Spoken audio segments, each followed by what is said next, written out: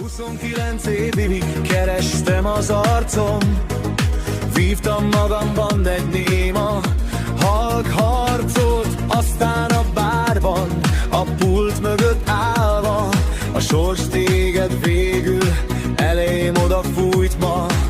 Lőttem egy huncut képet, hogy legyen egy emlék, bár a szívemben tudtam, nem vagy idegen vendég, megendég.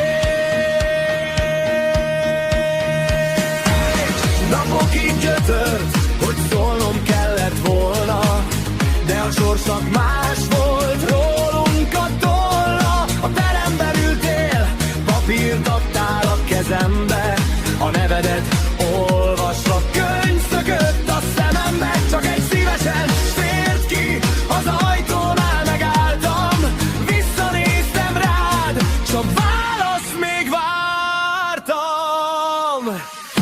Köszönöm a sorsnak, köszönöm az égnek, hogy 6 évvel ezelőtt összeért a léptünk. Már tudom, ki vagyok, s kitől van a lelkem. Édesapa, nem él benned, meglentem, nem csak egy név, vagy egy idegen számon.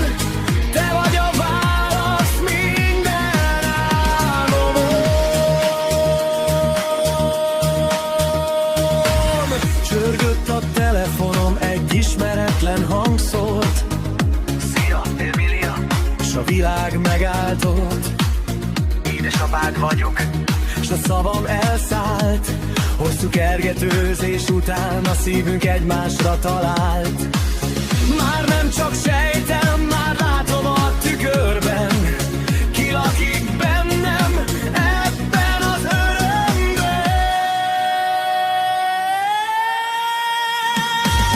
Napokig gyötört, hogy szólnom kellett volna, de a sorsnak más volt, rólunk a tolla. A teremben ültél, papírt adtál a kezembe, a nevet olvasva könyv szökött a szemembe. Csak egy szívesen fért ki, az ajtónál megálltam, visszanéztem rád, csak választ még vártam.